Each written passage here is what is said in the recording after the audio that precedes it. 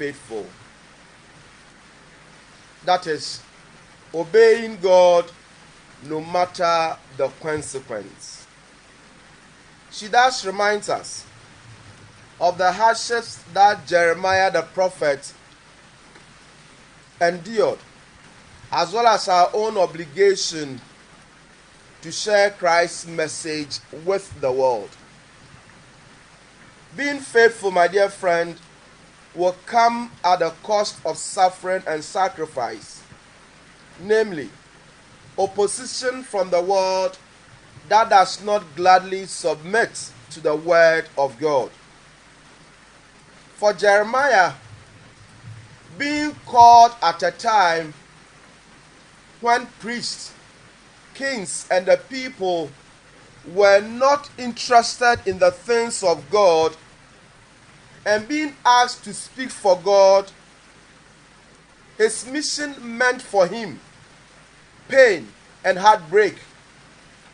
In fact, we are told he was denounced and put in prison.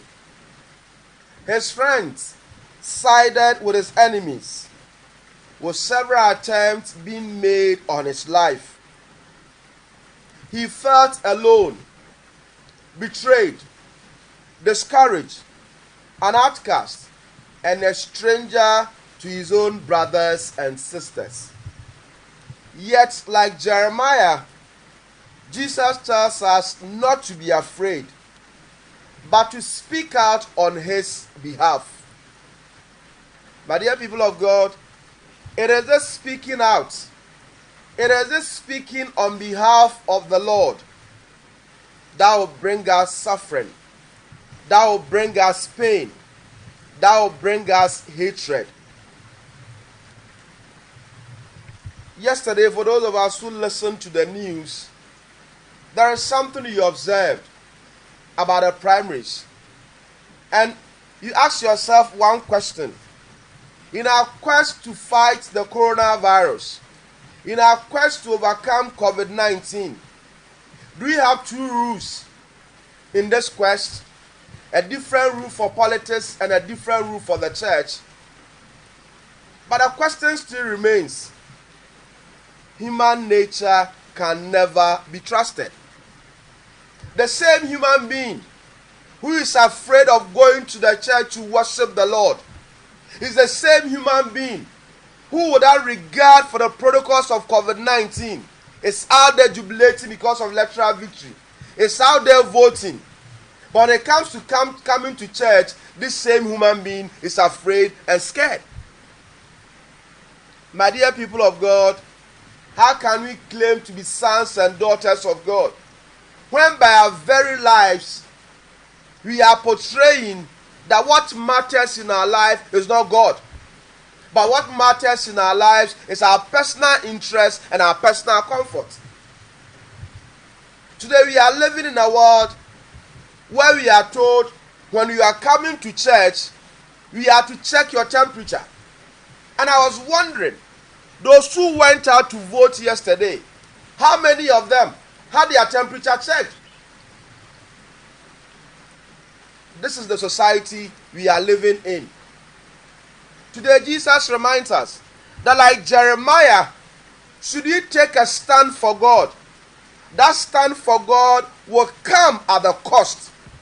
It will come at the cost of suffering. It will come at the cost of pain. But our consolation is this. In taking a stand for God, you may feel insignificant. You may feel your voice is nothing. But the assurance is this.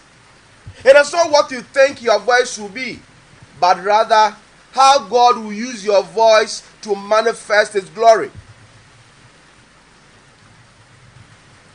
Our joy today is also strengthened by the fact that Jesus says, we are worth more than sparrows because we are sons and daughters of God. In our bid to overcome this pandemic, let us understand one thing. We cannot have two separate rules, one for politics and one for the church, and think that as a country we can overcome this pandemic. We are told that to overcome this pandemic, all of us must strictly adhere to the protocols, the washing of hands, the social distancing, the wearing of face masks. And to even enforce the wearing of face masks, a law has been passed that today, if you are seen not wearing your face mask, you may go to jail between 6 to 10 years. You may pay up to 12,000 and 60,000. All because we want to ensure that the right thing is done. What about politics? What about our marketplaces? How do we ensure that the right things are done in the marketplaces? The right things are done in our political dispensation. My dear friend, today, as a people, let us not only rejoice because we are able to make laws, but rather let us ensure that the laws we are enacting work for the good of our people. And all people, I mean, not a particular group of the people, but the totality of all the people. Today also, we join the world in celebrating fathers for what they represent in our world: protection, direction, leadership, encouragement, and many more. However, let fathers be reminded that we are celebrating them not because they have given birth. We are celebrating them because they are responsible. We are celebrating them because they have sacrificed. We are celebrating them because they are the shoulders on which the family is leaning on. And may this celebration spur them on to greater sacrifices for their individual family, to greater love for their individual family, and above all, to God's blessings in their lives.